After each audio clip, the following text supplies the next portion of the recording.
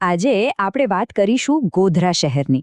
એક એવું નામ જે સાંભળતાની સાથે જ મોટાભાગના લોકોના મનમાં એક જ તારીખ, એક જ દુઃખદ ઘટના તરી આવે છે.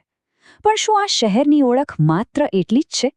ચાલો આજે એ પડદા પાછળની ગોધરાની સંપૂર્ણ અને જટિલ વાર્તાને સમજવાનો પ્રયત્ન કરીએ. 1 મિનિટ માટે વિચારો. ગોધરા શબ્દ સાંભળીને સૌથી પહેલો વિચાર કયો આવે છે? મોટાભાગના લોકો માટે જવાબ એક જ હશે: 2002ની એ ઘટના. પણ શું ખરેખર કોઈ એક ઘટના શહેરના સદીઓ જૂના ઇતિહાસ અને એની આખી ઓળખને વ્યાખ્યાયિત કરી શકે? આ જ સવાલના જવાબની શોધ આપણે આજે કરીશું. ગોધરાની આખી વાર્તાને સમજવા માટે આપણે એ ઘટનાથી જ શરૂઆત કરવી પડશે જેની આધુનિક ઓળખ સાથે કાયમ માટે જોડાઈ ગઈ છે. તો ચાલો આપણે સીધા જે દુર્ભાગ્યપૂર્ણ સવારના ઘટનાક્રમ પર જઈએ.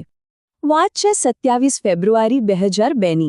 સાબરમતી એક્સપ્રેસ, જે પહેલેથી 4 કલાક મોડી ચાલી રહી હતી, ગોધરા સ્ટેશનથી નીકળી.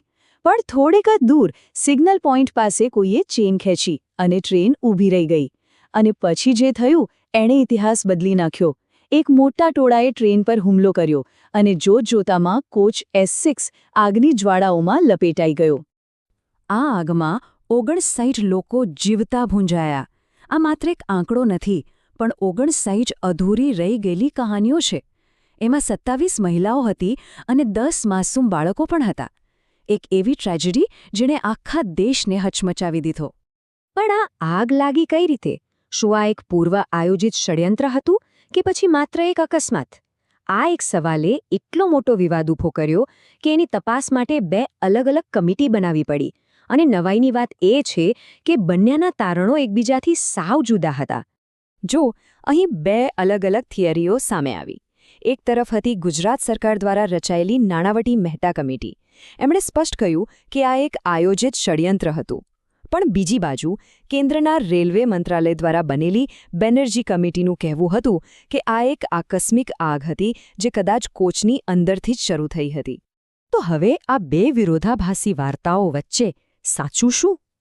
આ મામલો કાયદાકીય દાવપેચમાં ગૂંચવાયો. આખરે ગુજરાત હાઈકોર્ટે એક મોટો ચુકાદો આપ્યો. કોર્ટે બેનર્જી કમિટીની તપાસને જ ગેરબંધારણીય અને ગેરકાયદેસર ગણાવીને તેના તારણોને રદ કરી દીધા. આથી સત્તાવાર રીતે ષડયંત્રની વાતને વજન મળ્યું. આ કેસની કાનૂની લડાઈ પણ વર્ષો સુધી ચાલી. 2011માં ટ્રાયલ કોર્ટે 31 લોકોને દોષિત ઠેરવ્યા અને એમાંથી 11ને તો મોતની સજા ફટકારી. પણ પછી મામલો હાઈકોર્ટમાં પહોંચ્યો. 2017માં હાઈકોર્ટે આ 11 લોકોની મોતની સજાને આજીવન કેદમાં ફેરવી દીધી અને આ સાથે જ આ કેસના અદાલતી પ્રકરણનો અંત આવ્યો. પણ શું ગોધરાની કહાની અહીં જ પૂરી થઈ જાય છે?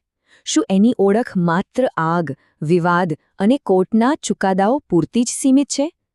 જરા આ વાક્ય પર ધ્યાન આપો. આ આપણને એક સાવ અલગ જ ગોધરાની મુલાકાત લેવા આમંત્રણ આપે છે. તો ચાલો હવે આપણે એ ગોધરાને મળીએ જે આ ઘટનાના પડછાયા પાછળ ક્યાંક છુપાયેલું છે. ચાલો સમયમાં ઘણું પાછળ જઈએ. 2002ની ઘટનાના સેંકડો વર્ષો પહેલાં ગોધરાનો પોતાનો એક સમૃદ્ધ અને ગૌરવશાળી ઇતિહાસ હતો. આ શહેરના મૂળ ઘણા ઊંડા છે. કહેવાય છે ને કે કોઈ પણ જગ્યાનું નામ એની આખી કહાની કહી દે છે. ગોધરાનું નામ ગૌધારા પરથી આવ્યું હોવાનું મનાય છે, જેનો સીધો અર્થ થાય છે ગાયોની ભૂમિ. આ એક જ શબ્દ આપણને બતાવે છે કે આ પ્રદેશ પ્રાચીન સમયથી ખેતી અને પશુપાલનનું કેન્દ્ર રહ્યો હશે. ગોધરાનો ઇતિહાસ જુઓ તો એ હંમેશાથી એક મહત્વનું શહેર રહ્યું છે. ચૌહાણ રાજપૂતોના સમયમાં પણ અને પછી સલ્તનત અને મુગલ કાળમાં પણ તે એક વ્યૂહાત્મક અને વ્યાપારી મથક હતું. પણ એના ઇતિહાસમાં સૌથી મોટો વળાંક આવ્યો 1860માં, જ્યારે અંગ્રેજો અહીં રેલવે લાઇન લાવ્યા. અને બસ ત્યારથી ગોધરા એક મુખ્ય વાણિજ્યિક કેન્દ્ર તરીકે વિકસ્યું. અને આ બધી વાતો ખાલી ઇતિહાસના પાનાઓ પર નથી. હમણાં જ પુરાતત્વીય ખોદકામાં ત્યાંથી પ્રાચીન સ્તંભોના ટુકડા, પથ્થરની કોતરણી અને મંદિરોના અવશેષો મળ્યા છે. આ બધું જ એના ગૌરવશાળી ભૂતકાળની જીવંત સાબિતી છે. સારું, તો ઇતિહાસની ગલીઓમાંથી પાછા આવીએ આજના ગોધરામાં. 21મી સદીનું ગોધરા કેવું છે? શું એ ભૂતકાળના બોજ નીચે દબાયેલું છે? ના, બિલકુલ નહીં. આજનું ગોધરા એક જીવંત અને ધબકતું શહેર છે. કોઈપણ શહેરની પ્રગતિનો પાયો એનું શિક્ષણ હોય છે. આ આંકડા જુઓ. ગોધરામાં સરકારી અને ખાનગી બંને પ્રકારની સારી શાળાઓ છે અને અમુક શાળાઓમાં તો વિદ્યાર્થી શિક્ષકનો ગુણોત્તર એટલો સારો છે, જેમ કે ધી ઇકબાલ યુનિયન હાઈસ્કૂલમાં દર 11 વિદ્યાર્થીએ એક શિક્ષક. આ ગુણવત્તાયુક્ત શિક્ષણની નિશાની છે. ગોધરા માત્ર એક વહીવટી મથક નથી, પણ એક મહત્વનું ઔદ્યોગિક કેન્દ્ર પણ છે. અહીં આવેલી જીઆઈડીસીમાં 165થી પણ વધુ ઉત્પાદન એકમો ચાલી રહ્યા છે. મતલબ કે હજારો લોકો માટે રોજગારીનું સાધન છે અને શહેરની અર્થવ્યવસ્થાની કરોડરજ્જુ છે. આજના ગોધરાની ઓળખનું એક ખૂબ જ સુંદર પ્રતીક છે ત્યાં આવેલું ભવ્ય ત્રિમંદિર. આ માત્ર એક મંદિર નથી, આ સામાજિક એકતાનું કેન્દ્ર છે. વિચારો, એક જ છત નીચે જૈન, શૈવ અને વૈષ્ણવ ત્રણેય ધર્મોના દેવી દેવતાઓની પૂજા થાય છે. આ જ તો ગોધરાની ખરી ભાવના છે. અને હવે આપણે પાછા આવીએ એ જ રેલવે સ્ટેશન પર જ્યાંથી આખી વાત શરૂ થઈ હતી. પણ આ વખતે આપણો દૃષ્ટિકોણ સાવ અલગ છે. આજે ગોધરા જંકશન એ દુર્ઘટનાનું નહીં, પણ આધુનિક કનેક્ટિવિટી અને આર્થિક ગતિવિધિનું પ્રતીક છે.